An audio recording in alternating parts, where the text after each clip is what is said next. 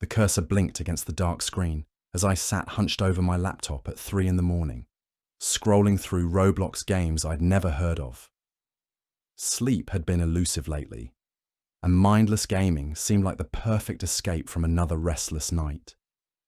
That's when I stumbled across something that would change everything. Grow a Garden appeared in my recommended feed, its thumbnail showing a quaint little plot with colourful flowers and cheerful vegetables. The description was simple enough. Plant, water, harvest, and build your dream garden sanctuary. It had decent ratings, though oddly enough, most of the reviews were either 5 stars or 1 star with no middle ground. The 5-star reviews gushed about how realistic and immersive the experience was, while the 1-star reviews seemed almost frantic, warning people to stay away and don't dig too deep. I clicked join without giving it much thought. The game loaded differently than most Roblox experiences. Instead of the usual quick transition, my screen went completely black for almost 30 seconds. Just as I was about to refresh, the world materialized around me with startling clarity. I found myself standing in what appeared to be a perfect suburban backyard, complete with a white picket fence, a small shed, and a rectangular plot of rich, dark soil waiting to be cultivated. The graphics were surprisingly sophisticated for a Roblox game. Every blade of grass seemed individually rendered, and the lighting cast realistic shadows that shifted subtly as clouds moved across the virtual sky. Even the soil had an almost photographic quality to it, with varying shades of brown and black that looked disturbingly real. My avatar, which I'd customized to look like myself, stood at the edge of the garden plot, holding a wooden-handled spade. The tool felt weighted in my virtual hands, and I could hear the soft rustle of leaves in the breeze. The attention to detail was remarkable, almost unsettling in its realism. A cheerful notification popped up in the corner of my screen. Welcome to Grow a Garden. Start by planting your first seeds. Remember, the deeper you dig, the better your harvest will be. The interface was clean and intuitive. I had a small inventory containing various seeds: tomatoes, carrots, lettuce, and what appeared to be some kind of root vegetable I didn't recognize. The icon showed a gnarled, almost bone-like structure that the game labeled as Heritage Turnips, Special Variety. I decided to start simple with the tomatoes. Clicking on the soil, my avatar knelt down and began digging. The sound effects were incredibly realistic. Each scrape of the spade against earth sent a satisfying crunch through my headphones. I could almost smell the fresh dirt, which seemed impossible, but somehow felt real. As I dug, something strange happened. The deeper I went, the more the soil seemed to change. What started as rich brown earth gradually became darker, almost black, with a texture that looked less like garden soil and more like something else entirely. The digging animation became more laboured, as if my avatar was encountering resistance. Then I hit something hard. The spade made a hollow thunk sound, distinctly different from the soft earth I'd been digging through.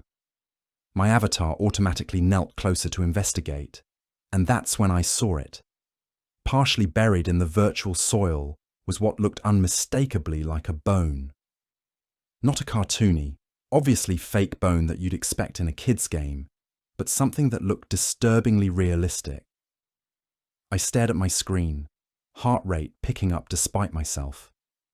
This had to be intentional, right? Some kind of Halloween Easter egg or spooky surprise mechanic. But the game hadn't been advertised as horror content, and the thumbnail certainly didn't suggest anything sinister. The bone was yellowed with age, about the length of my avatar's forearm, with realistic textures and what appeared to be teeth marks along one end. A new notification appeared. Interesting discovery. Some gardens hold secrets from the past. Would you like to examine this more closely? I hesitated. Something about this felt wrong, but my curiosity got the better of me. I clicked yes. My avatar reached down and carefully lifted the bone from the soil. As soon as it touched my virtual hands, the entire atmosphere of the game seemed to shift. The cheerful background music cut out abruptly, replaced by an unsettling silence, broken only by the sound of wind through trees.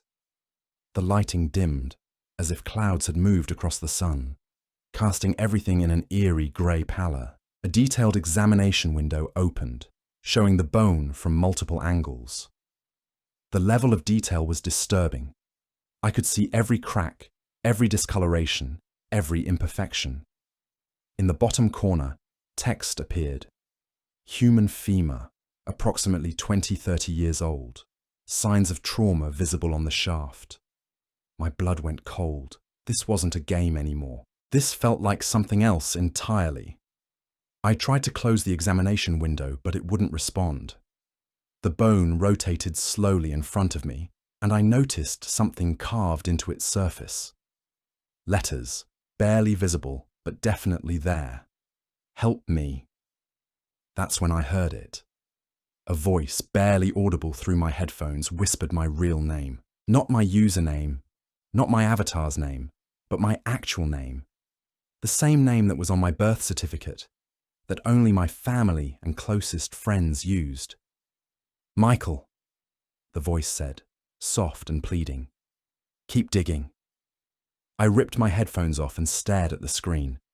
My avatar was still kneeling in the garden, holding the bone, but now I could see other shapes in the soil around the hole. More bones, partially buried, forming what looked like the outline of a complete skeleton. This had to be some kind of elaborate prank or ARG, alternate reality game. Someone had hacked into my system, pulled my personal information, and was trying to scare me.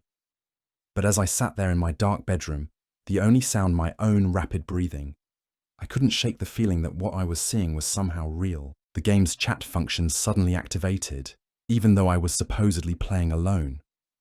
Messages began appearing from other players, but their usernames were strange. Instead of typical Roblox handles, they were simple names: Sarah, David, Emma, Marcus. And their messages were disturbing. I found them too, wrote Sarah, 3 years ago. They're still here. Don't stop digging, added David. We need to be found. Please, pleaded Emma.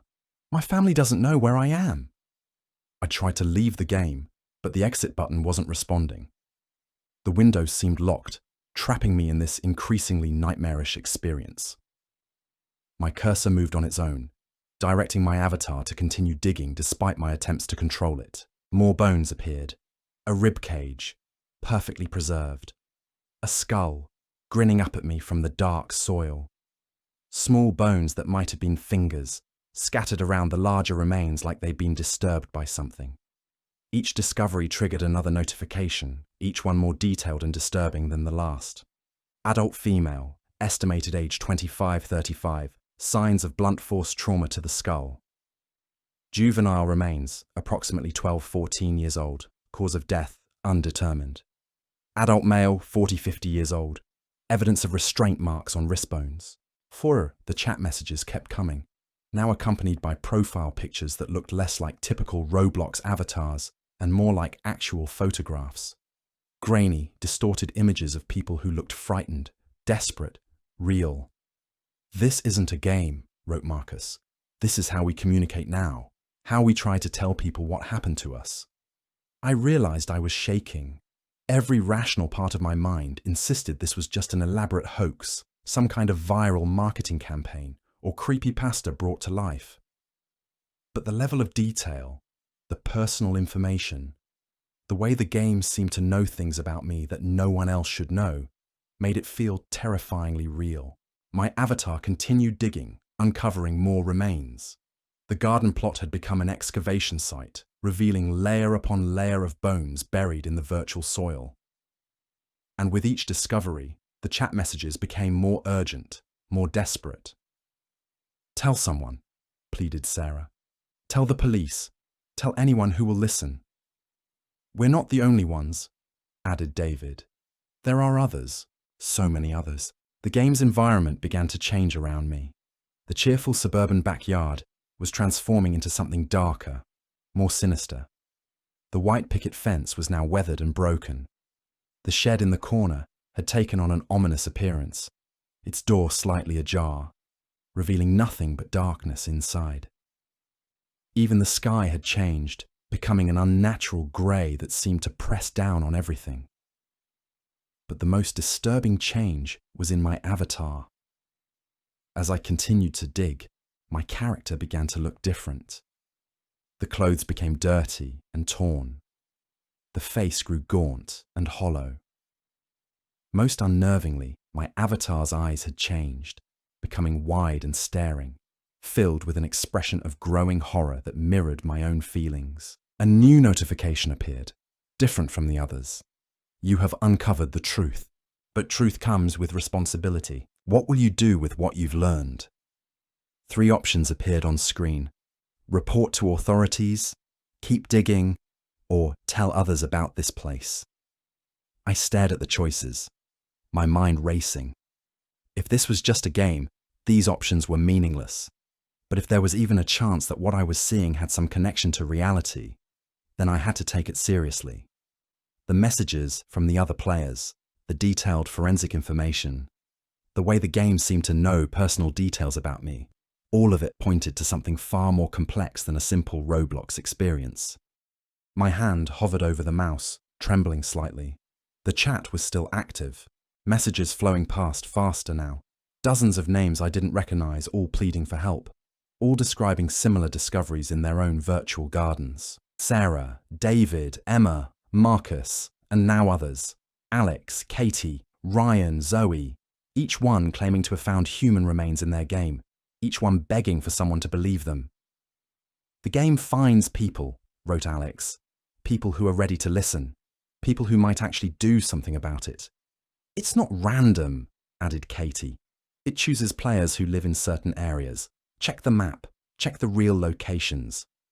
That's when I noticed something that made my blood run cold. In the corner of the screen, barely visible, was a small map icon I hadn't seen before. I clicked on it, and a satellite view opened, showing what appeared to be real geographical data. The garden plot I'd been digging in corresponded to an actual location, complete with GPS coordinates. I quickly opened a new browser tab and entered the coordinates into Google Maps. The location that appeared made my stomach drop. It was a residential address less than 10 miles from my house. A house with a large backyard, a white fence, and what looked like a recently disturbed patch of soil in the exact spot where I'd been digging in the game.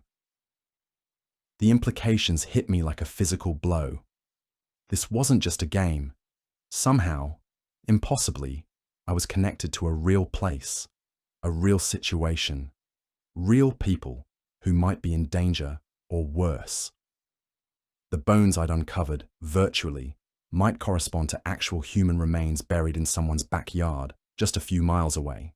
I grabbed my phone with shaking hands and stared at the screen, trying to decide what to do. Call the police? And tell them what? That a Roblox game had led me to discover a potential crime scene. They'd think I was insane, but the alternative was doing nothing, ignoring what might be a cry for help from people who had no other way to communicate their plight. The game was still running on my laptop, and I could see my avatar standing in the excavated garden, surrounded by the bones of multiple people. The chat messages continued to flow, each one a desperate plea for action, for someone to bridge the gap between the virtual world and reality. The messages in the chat became more frantic as I stared at the Google Maps location on my phone, real coordinates, a real house, a real backyard that matched exactly what I was seeing in the game. My hands trembled as I switched back to the Roblox window, where my avatar stood motionless among the scattered bones. "You found the address, didn't you?" wrote Emma, her message appearing just as I was processing what I'd discovered. That's how it works. The game shows you, then you have to decide. Decide what? I typed back, my fingers barely steady enough to hit the keys. Whether you're brave enough to make it stop, replied Marcus. Whether you care enough about us to risk everything. The virtual garden around me began to change again. The excavated soil started filling itself back in, the bones slowly disappearing beneath fresh earth. But this time the dirt looked different, darker, wetter. And there was something else mixed in with the soil, something that made my stomach turn. Red streaks ran through the black earth like veins, and the smell hit me through the screen somehow, metallic and sweet and wrong. No, no, no, I whispered, trying to make my avatar move away from the refilling hole. But my character wouldn't respond to my commands. Instead, it knelt down beside the disturbed earth and began digging again, this time with bare hands instead of the spade. The sound effects were different now.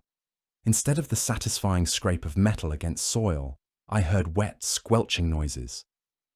The kind of sounds you'd expect when digging through mud after heavy rain, except there had been no rain in the game.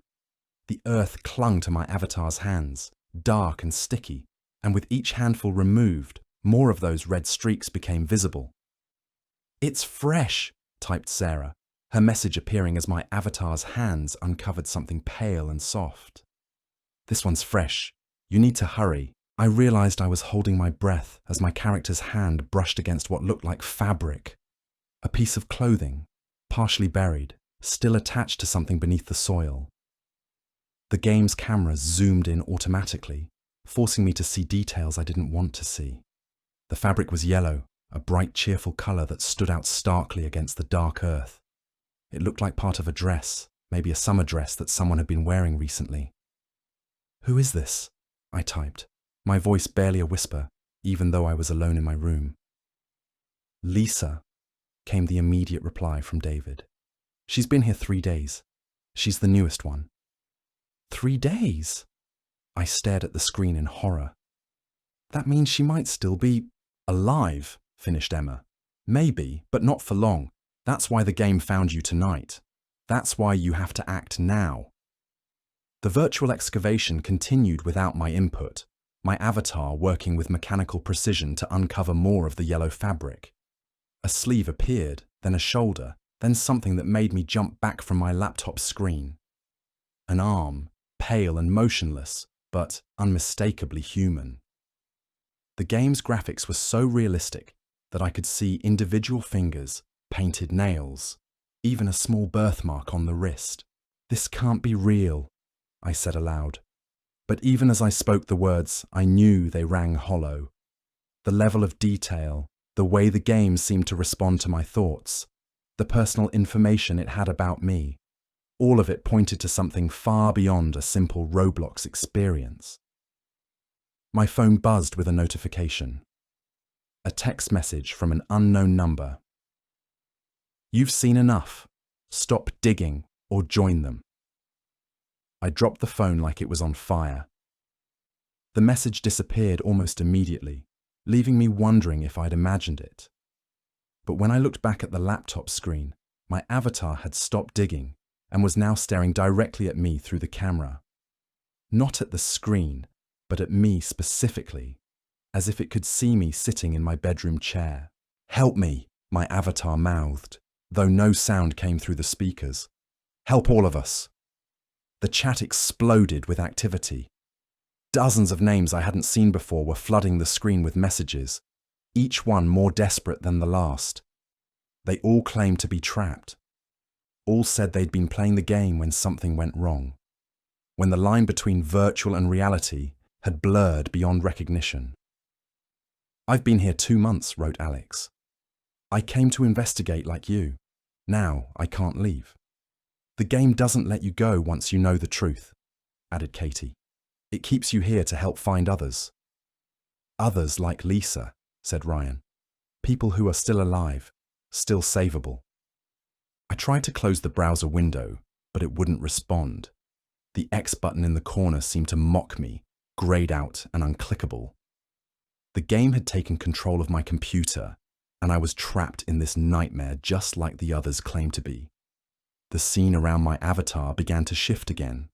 The suburban backyard faded away, replaced by what looked like a basement or underground chamber. Stone walls surrounded me. lit by flickering torches that cast dancing shadows across the rough surfaces. The excavated remains were still there, but now they were arranged differently, laid out in neat rows like some kind of macabre display. "Welcome to the real game," appeared in text across the screen. "This is where we all end up eventually." I could see other avatars now, dozens of them, standing motionless among the bones. Each one looked like a real person, with detailed features and expressions of resigned terror. They were all staring at me, waiting for something, expecting something. "You have to choose," wrote Emma, her avatar stepping forward from the group. "Help us find Lisa before it's too late, or become one of us forever." "How?" I typed, my hands shaking so badly I could barely hit the keys. "How do I help her?" "The address," replied Marcus. "You have to go to the real place. The game can only show you so much. The rest has to be done in the real world." The Google Maps location flashed in my mind, 10 miles away. A real house with a real backyard where real people might be buried, where Lisa might be dying while I sat in my bedroom, debating whether this was all an elaborate hoax. "What if I get caught?" I typed. "What if I'm wrong and this is all fake?" "Then you'll know for sure," wrote Sarah. "But what if you're right and you do nothing? What if Lisa dies because you were too scared to act?" The weight of the decision pressed down on me like a physical force. Everything rational in my mind screamed that this was impossible, that games couldn't bleed into reality, that I was being manipulated by some kind of elaborate prank. But the evidence was overwhelming. The personal details, the realistic graphics, the way the game seemed to know things it shouldn't know. My avatar was still staring at me, waiting. The other players in the chat had gone silent, their messages no longer appearing. Even the background sounds had stopped, leaving only the soft hum of my laptop's fan and the rapid beating of my own heart. I looked at my phone, at the address I'd screenshot from Google Maps. The house was in a quiet residential neighborhood, the kind of place where people minded their own business and didn't ask too many questions. If someone was burying bodies in their backyard, they might go unnoticed for years. "Time's running out," appeared on screen in red text. "Every minute you hesitate, Lisa gets weaker. Every second you doubt, she slips further away." The image on my screen changed to show a first-person view, as if I was looking through someone else's eyes. I could see wooden boards above me, dirt walls on either side, and just enough light to make out the yellow fabric of a dress. Someone was breathing heavily, the sound echoing through my headphones with terrifying clarity. "Lisa," I whispered to the screen. The breathing stopped. Then, so faintly I almost missed it, came a voice. Weak, desperate, barely audible. "Help me!" Ah, that's when I knew. Somehow, impossibly, this was real. The game had connected me to something genuine, something horrible, something that required immediate action. I grabbed my keys and headed for the door, my laptop still running, still showing me that underground prison where Lisa was slowly dying. The drive to the address took 12 minutes that felt like hours. I'd thrown on a hoodie and grabbed a flashlight from the kitchen drawer, though I had no real plan beyond getting to the location and seeing what I could find. The neighborhood was quiet at this hour. Most houses dark except for the occasional porch light or late-night television glow. The house from Google Maps was exactly as I'd seen it in the game. White fence, neat lawn, large backyard that disappeared into shadows. But there were differences too. A car in the driveway that hadn't been visible in the satellite image. Lights on in what looked like a basement window. And something else, something that made my blood run cold. Fresh tire tracks in the grass leading to the backyard.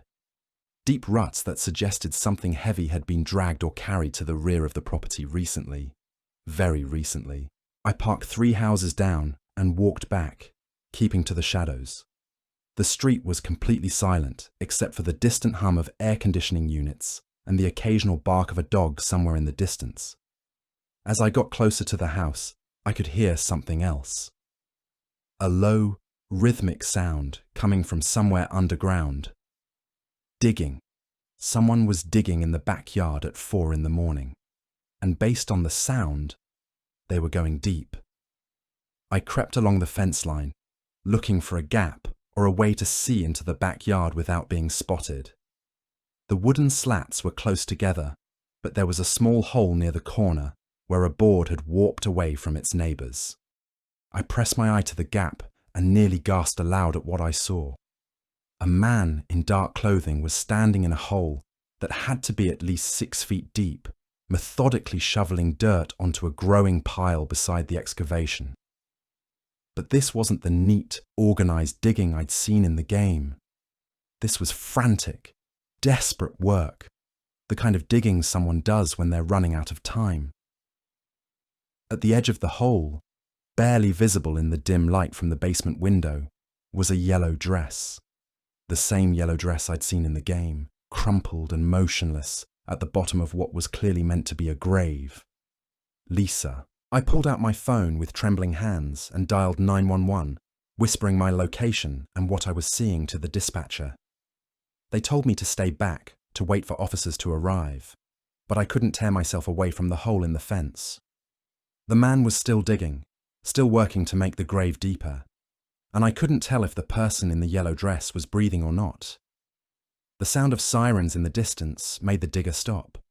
He looked up, listening, then began climbing out of the hole with sudden urgency. I watched in horror as he grabbed something from beside the grave, something that looked like a shovel, or maybe something worse, and started toward the house. That's when I saw movement in the yellow dress, a slight shift, barely perceptible, but definitely there. Lisa was alive, and she was about to be left in that hole while her captor fled. I didn't think. I just acted. I found a gate in the fence and pushed through it, running toward the grave as police cars turned onto the street with lights flashing. The man in dark clothing saw me coming and raised whatever he was holding, but I was already diving toward the hole where Lisa lay motionless. She was breathing, weak, unconscious, but breathing. I could see her chest rising and falling in shallow movements, and when I touched her wrist, I felt a pulse. She was alive, but barely. The police took over from there. They arrested the man, who turned out to be the homeowner with a long history of mental illness and violent behavior. They found Lisa's purse in his basement, along with personal items from at least 6 other people who had gone missing over the past several years. The backyard excavation revealed exactly what the game had shown me. A burial ground containing the remains of multiple victims. But here's the part that still keeps me awake at night. When the detectives asked me how I'd known to come to that address, how I'd known to look in that specific backyard, I couldn't give them an answer they'd believe. I told them I'd received an anonymous tip that someone had contacted me online with information about the location. They seemed satisfied with that explanation, especially since my actions had saved Lisa's life and led to the arrest of a serial killer. I never mentioned the game. I never told them about the chat messages from Sarah, David, Emma, Marcus, and the others. I never explained how a Roblox experience had somehow connected me to a real crime scene, how virtual bones had led me to actual human remains. Because when I got home that morning, exhausted and shaken, I opened my laptop to find that Grow a Garden was no longer in my browser history. The game had vanished completely, as if it had never existed. My search history showed no trace of it. No downloads, no saved data. It was simply gone. But the chat messages were still there, stored in a document I didn't remember creating. Dozens of conversations with people claiming to be trapped in the game, all of them thanking me for what I'd done, all of them saying they could finally rest now that Lisa was safe. The last message was from Emma. "You did it. You saved her. You saved all of us. The game will find someone else now, someone else who's ready to help, someone else who won't let fear stop them from doing what's right." I tried to reply, but the document was read only. I couldn't add anything new, couldn't ask questions, couldn't get more information. The conversation was over, the connection severed, the game moved on to find its next player. Lisa recovered. I followed the news coverage closely, watching as she slowly regained her strength and began to rebuild her life. She never spoke publicly about her ordeal, but through the media reports, I learned that she'd been missing for exactly 3 days when I found her. 3 days, just like David had said in the chat. The serial killer was convicted and sentenced to life in prison. The other victims were identified and returned to their families for proper burial. The case was closed, justice served, lives saved. But I couldn't shake the feeling that this was just the beginning, that somewhere out there, Grow a Garden was appearing in someone else's recommended games list, that another player was about to click join and discover that some games are more than entertainment, that some virtual worlds are connected to reality in ways we can't understand.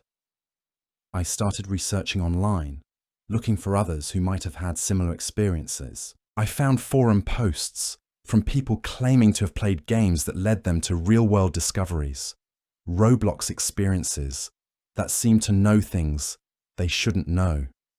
Most of the posts were dismissed as creepypasta or urban legends, but a few seemed genuine. People who had acted on information from games and found missing persons, solved cold cases, prevented tragedies.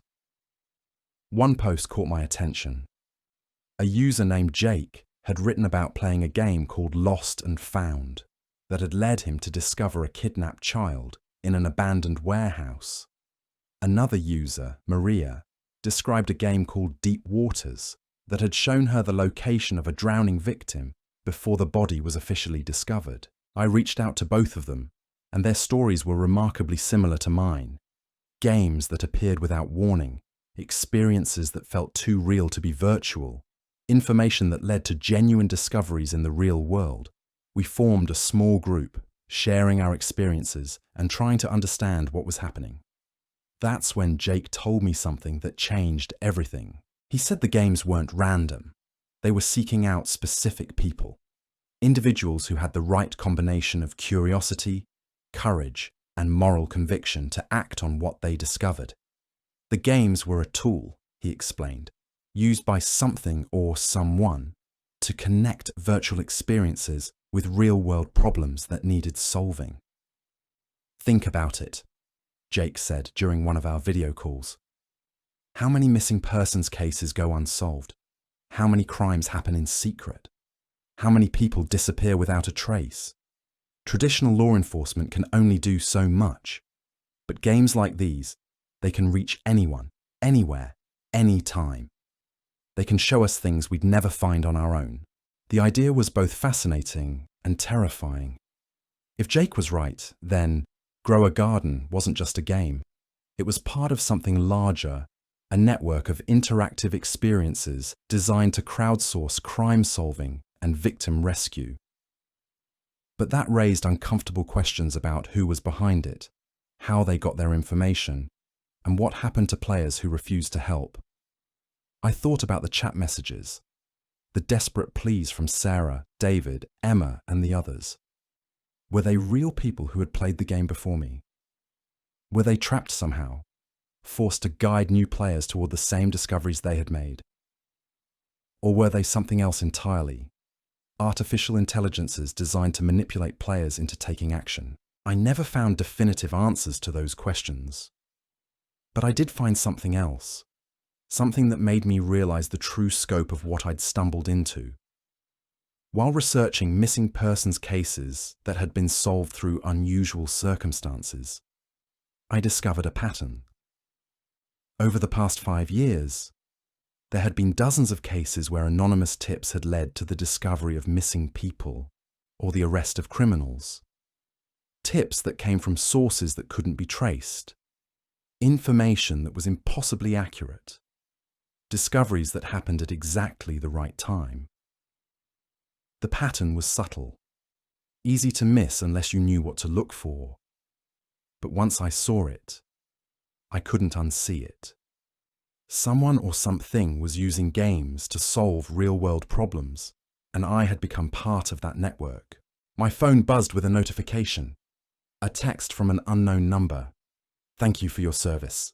You're ready for the next level. I stared at the message, my heart racing. Before I could respond, it deleted itself, leaving no trace that it had ever existed. But the implication was clear. This wasn't over. The game might be finished, but the network that had created it was still active, still recruiting, still connecting virtual experiences with real-world missions. I closed my laptop and sat in the darkness of my bedroom, thinking about Lisa, about the other victims we'd found, about the serial killer who was now behind bars. Whatever was happening, whatever force was behind these games, it was saving lives. It was solving crimes that might otherwise go unsolved, finding people who might otherwise stay lost. But it was also changing the people who played them. I wasn't the same person who had clicked on Grow a Garden a week ago. I'd seen things, done things, been part of something that existed in the grey area between virtual and real. I'd crossed a line that I couldn't uncross, and I had the feeling that this was only the beginning. Somewhere out there, another player was discovering bones in their virtual garden. Someone else was about to learn that games could be more than entertainment, that pixels and code could lead to flesh and blood discoveries. And when they did, they'd face the same choice I had faced: ignore what they'd seen and live with the consequences, or act on it and become part of something larger than themselves. The weight of that realization settled over me like a heavy blanket. I was part of something now, something that existed in the spaces between reality and digital fiction. The game had chosen me, tested me, and found me worthy of joining whatever network was behind these experiences. Over the following weeks, I tried to return to normal life. I went to work, hung out with friends, attempted to convince myself that what had happened was just a bizarre coincidence. But normal felt hollow now, like I was going through the motions of being someone I used to be. The world looked different through eyes that had seen virtual bones lead to real graves. I found myself checking missing persons' websites obsessively, scanning news reports for unsolved cases, wondering if somewhere out there another player was discovering clues that could help. The rational part of my mind insisted I was becoming paranoid, but the part that had lived through the garden experience knew better. 3 weeks after saving Lisa, I was browsing social media when I saw a post that made my blood run cold. A girl named Ashley had shared a screenshot from what looked like a Roblox game. The image showed a dark basement with stone walls, exactly like the underground chamber I'd seen in my final moments with Grow a Garden. Her caption read, "This game is so weird. It keeps showing me this creepy basement and asking me to find someone named Thomas. Has anyone else played hide and seek on Roblox? The graphics are insane, but it's giving me nightmares." I immediately messaged her, my hands shaking as I typed. "Don't ignore what the game is showing you. It's not just a game. Check if there's a real location connected to what you're seeing." Her response came back within minutes. "Who are you? How do you know about the locations? The game showed me an address, but I thought it was random." "It's not random," I replied. "I've been where you are. The game finds people who can help solve real problems. Someone named Thomas might actually be missing, and you might be the only person who can find him." The conversation that followed was eerily similar to the chat messages I'd received from Sarah, David, Emma, and the others. Ashley described seeing a young man, maybe college-aged, tied up in what looked like a basement. She'd been shown flashes of a house, a neighborhood, even a street sign that she'd initially dismissed as clever game design. "I screenshotted everything," she told me. "The address, the house, even the license plate of a car in the driveway. I thought it was just really detailed world building." "Send me the screenshots," I said. "We need to check if Thomas is a real person who's actually missing." What we found made my stomach turn. Thomas Chen, a 22-year-old college student, had been reported missing 4 days earlier. He'd disappeared after leaving a party near the university, and his case had already started to go cold. The address Ashley had been shown was in a rundown neighborhood about 15 miles from where Thomas was last seen. Unlike my experience with Grow a Garden, Ashley's game was still active. She could log in and receive new information, new clues about Thomas's location and condition. The game was guiding her step by step, showing her details that no missing person report could have contained. "The basement has a red door," she told me during one of our calls. "And there's a water heater in the corner with rust stains that look like a face. The game is showing me exactly what Thomas is seeing." I helped her contact the police, though once again we had to fabricate a story about anonymous tips and online information.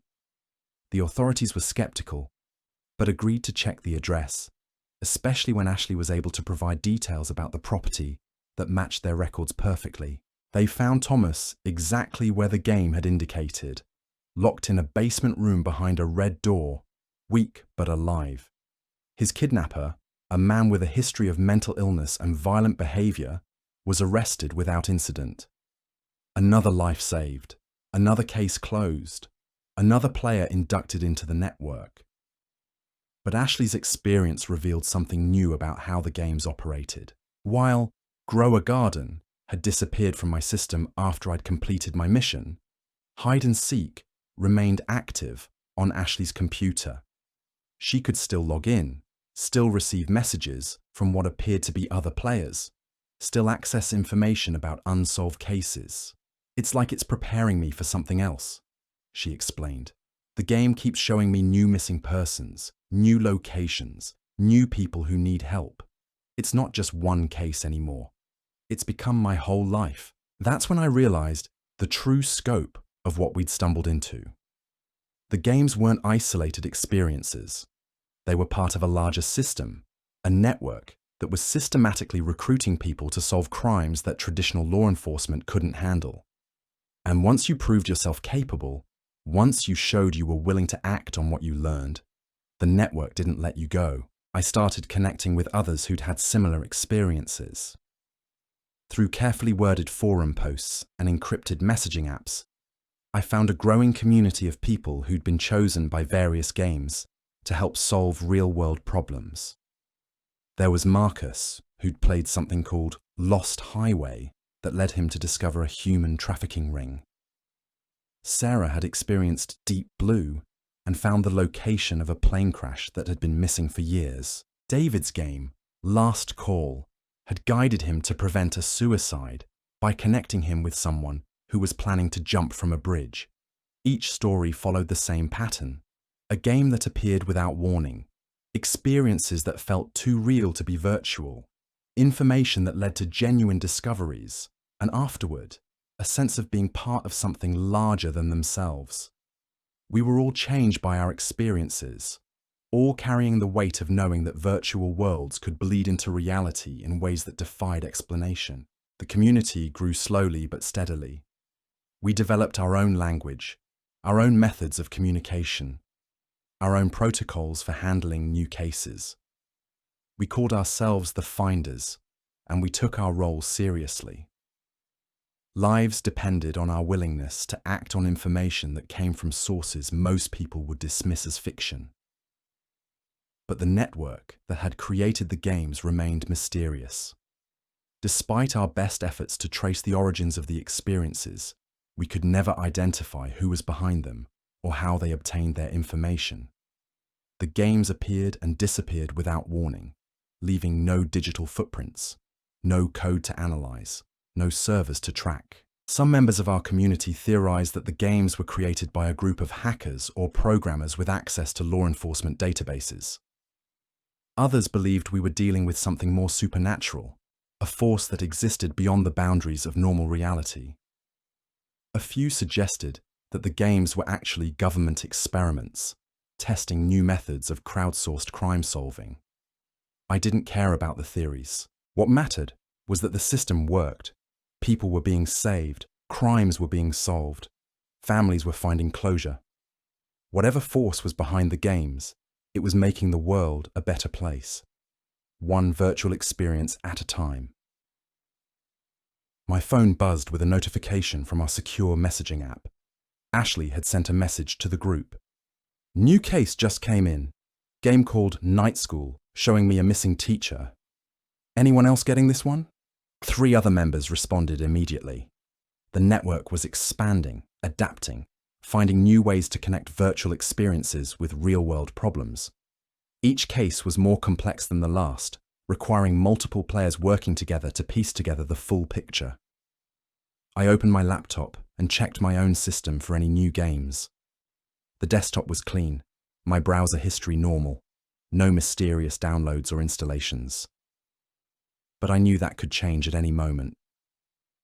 The network was always watching, always evaluating, always ready to call on its members when the need arose. As I sat in my bedroom staring at the screen where Grow a Garden had first appeared, I thought about the choice I'd made that night.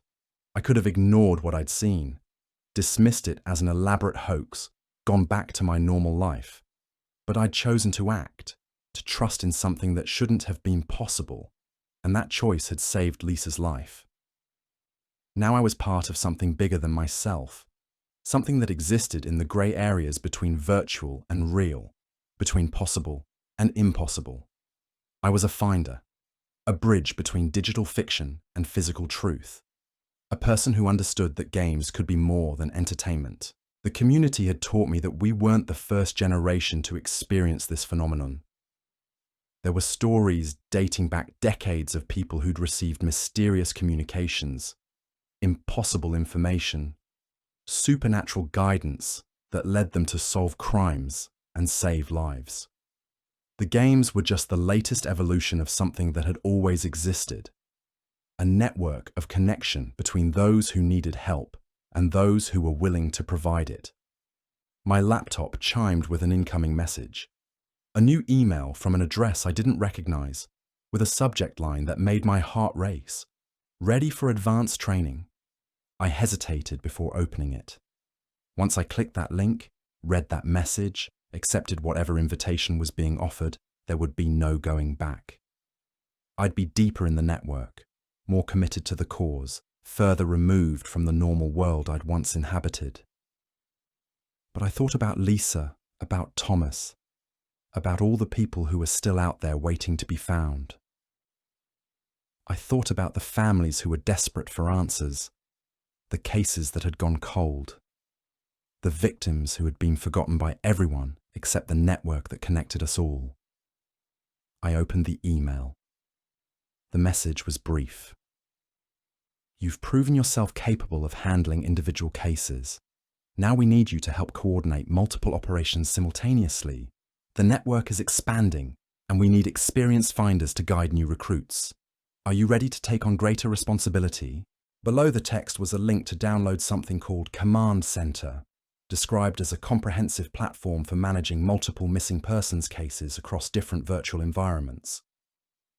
The interface would allow me to monitor several games at once, coordinate with other finders, and access resources that weren't available to individual players. I stared at the download link, knowing that clicking it would fundamentally change my relationship with the network.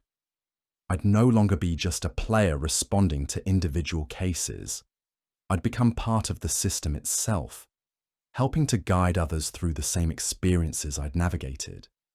The weight of responsibility was overwhelming. How many people were out there right now, playing games that seemed like harmless entertainment, unaware that they were being tested for recruitment into something that would change their lives forever? How many Ashleys were discovering that their virtual experiences had real-world consequences? But I also thought about the alternative. What if I said no? What if I chose to step back, to return to my normal life, to pretend that none of this had ever happened? The network would continue without me. But would it be as effective? Would cases go unsolved because I wasn't there to help coordinate the response? I clicked the download link. The installation process was unlike anything I'd experienced before. Instead of the usual progress bars and file extractions, the screen filled with cascading text that looked almost like code, but moved too fast to read. Images flashed by, faces of missing persons, crime scenes, locations I didn't recognize but somehow felt familiar. When the installation completed, my desktop had transformed. Instead of my usual wallpaper, I was looking at a map of the world dotted with thousands of glowing points.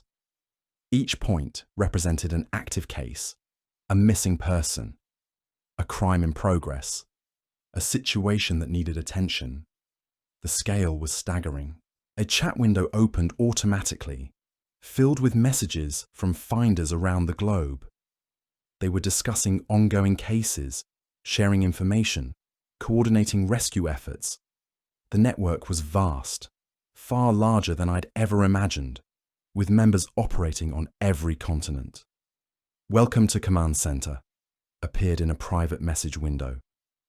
"You're now authorized to access Level 2 operations. Your first assignment is to guide a new recruit through their initial case. Her name is Jenny, and she's playing a game called Midnight Library. Are you ready to begin?" I looked at the message, then at the world map with its thousands of glowing points, then at the chat window where dozens of finders were working to solve cases I couldn't even begin to comprehend. This was what I'd signed up for when I'd first clicked on Grow a Garden. Not just to solve one case, but to become part of a network that was quietly, systematically making the world a safer place. "I'm ready," I typed back. The response came immediately. "Jenny is 17 years old, living in Portland. She thinks she's playing a game about organizing books in a haunted library. She doesn't know yet that the books contain real information about a missing librarian named Patricia who disappeared 3 weeks ago. Your job is to guide her to the truth without overwhelming her. Remember, she's still a child. Handle this carefully." A new window opened, showing me Jenny's game interface. I could see what she was seeing. A beautifully rendered library with towering shelves and mysterious books that glowed when she approached them. She was moving through the space with the casual confidence of someone who thought they were just playing a game. I watched as she picked up a book titled The Last Day and opened it. The pages contained what looked like a diary entry, but I recognized it as something much more significant. It was a detailed account of Patricia's final day at work, including information about a co-worker who had been making her uncomfortable and a plan to stay late to finish a project. Jenny read the entry with interest, but no alarm. To her, it was just good storytelling, impressive world building for a Roblox game. She had no idea that every word she was reading was true, that Patricia was a real person who needed to be found. "This game has amazing writing," she typed in the chat. "Whoever created this really knows how to build suspense." I knew I had to be careful about how I responded. Jenny was just a kid, and the truth about what she was experiencing would be terrifying for someone her age. But Patricia's life might depend on Jenny's willingness to take the game seriously. "Have you noticed how realistic the details are?" I typed back, using a username that matched the other players in her game. "Some of the information seems almost too specific to be made up." "Yeah, it's super detailed," Jenny replied. "There's even a real address for the library. I looked it up and it actually exists. The game makers did their research." This was the opening I needed. "Did you notice anything else that seemed real? Any names or dates that you could verify?" Jenny paused in her exploration of the virtual library. I could see her avatar standing motionless as she considered my question. "Actually, yeah. The librarian's name is Patricia Walsh, and the game says she's been missing for 3 weeks. I could probably look that up too." "Maybe you should," I suggested gently, just to see how accurate the game makers were. I watched through the interface as Jenny minimized the game and opened a web browser. She searched for Patricia Walsh Missing Librarian Portland, and I saw her avatar freeze as the search results loaded. Real news articles, real police reports, real family members pleading for information about their missing loved one. "Oh my God," Jenny typed, her words appearing in the game chat.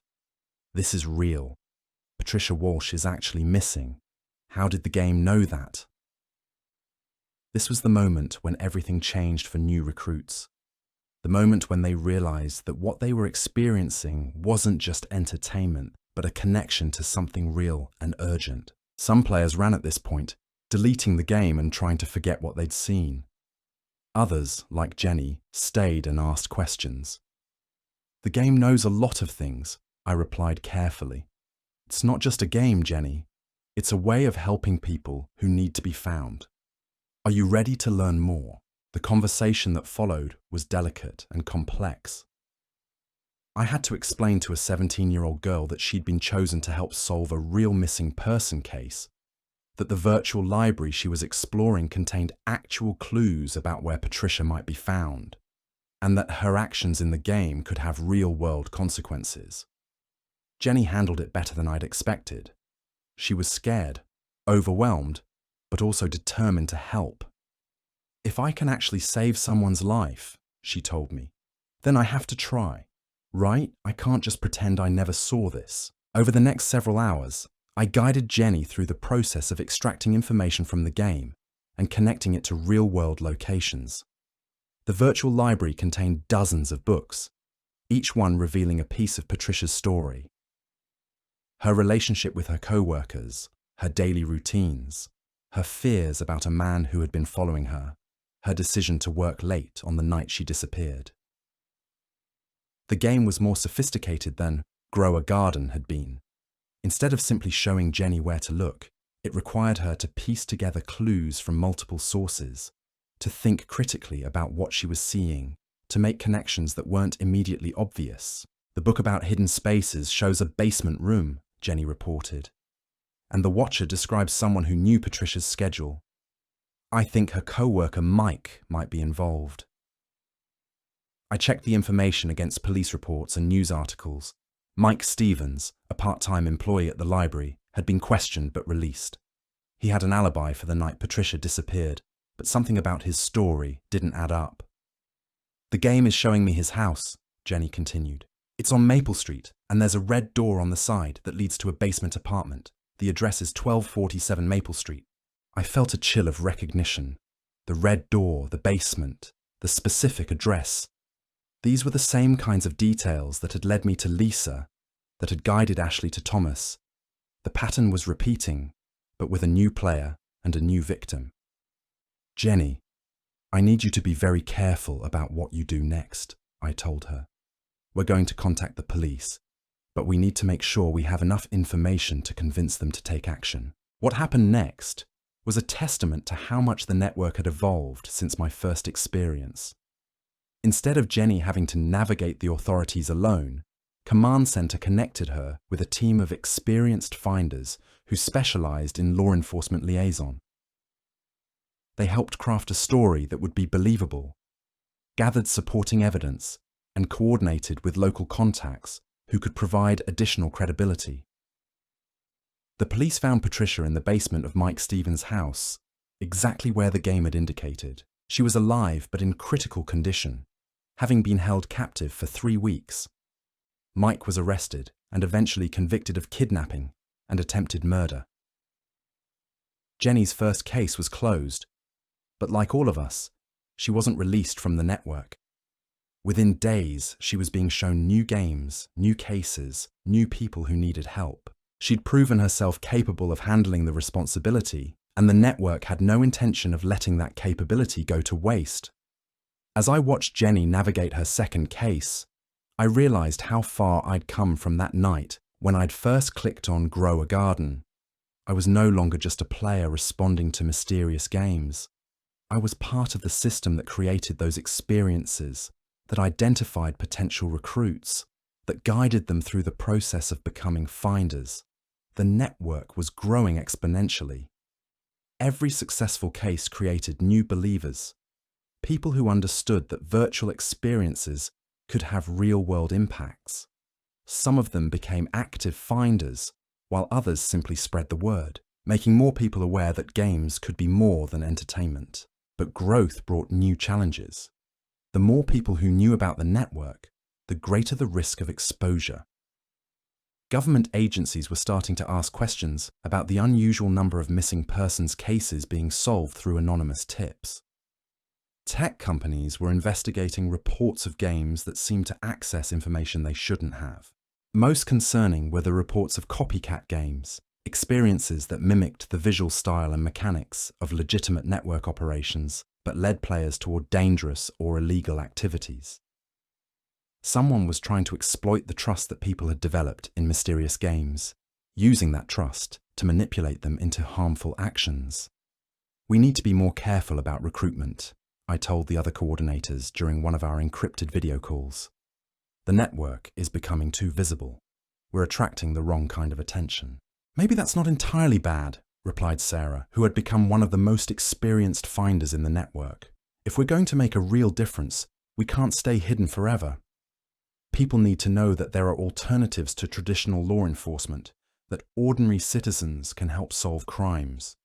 The debate that followed reflected the fundamental tension at the heart of the network. Were we a secret organization that operated in the shadows, or were we the beginning of a new kind of crowdsourced justice system? Could we maintain our effectiveness while operating openly, or did our power come from the mystery and impossibility of our methods? I didn't have answers to those questions. What I knew was that the network was changing, evolving, growing beyond anything its original creators had probably envisioned. We were no longer just a group of individuals responding to mysterious games. We were becoming something new, something that existed in the spaces between virtual and real, between possible and impossible. My phone buzzed with a priority alert from Command Center. A new case had been flagged as critical, requiring immediate response from multiple finders. The message was brief but urgent. Mass casualty event in progress. Multiple games activating simultaneously. All available coordinators report for emergency deployment. I opened my laptop and logged into Command Center, where I found chaos. Dozens of games were active across the globe, each one showing pieces of what appeared to be a coordinated attack. Players were reporting visions of explosions, hostage situations, and other emergency scenarios that seemed too detailed and specific to be fiction. The scale was unlike anything we'd encountered before. Instead of individual missing persons cases, we were dealing with what appeared to be an active terrorist plot involving multiple targets in several countries. The games were showing us information in real time, updating as the situation developed, guiding players toward locations where they could provide critical intelligence to law enforcement. This is it, I realized, as I watched the global map light up with activity. This is what the network was really designed for. Not just individual cases, but major events that require coordinated response from people all over the world. I accepted assignment to coordinate the North American response, working with a team of finders to process information from dozens of games simultaneously. Players were reporting details about weapons caches, safe houses, planned attack sites, and the identities of people involved in the plot. The information was coming in faster than we could process it, but the pattern was clear. Someone was planning a series of coordinated attacks designed to cause maximum casualties and chaos. The games were showing us everything we needed to stop it, but only if we could act fast enough. As I worked to coordinate the response, I couldn't help but wonder about the source of our information. How was the network able to provide real-time intelligence about an active terrorist plot? What kind of surveillance capabilities did it have access to? And most importantly, who was behind it all? But those questions would have to wait. Right now, lives were at stake, and the network was the only thing standing between the plotters and their intended victims. Whatever the network was, wherever it came from, it was our responsibility to use it to protect innocent people. The next several hours would test everything we'd learned about operating in the space between virtual and real. The games were about to become something more than mysterious entertainment or tools for solving cold cases. They were about to become weapons in a war between those who would do harm and those who would prevent it. And I was no longer just a player or a coordinator. I was a soldier in that war, fighting battles that existed simultaneously in digital worlds and physical reality. The network had chosen me, trained me, prepared me for this moment. I was ready.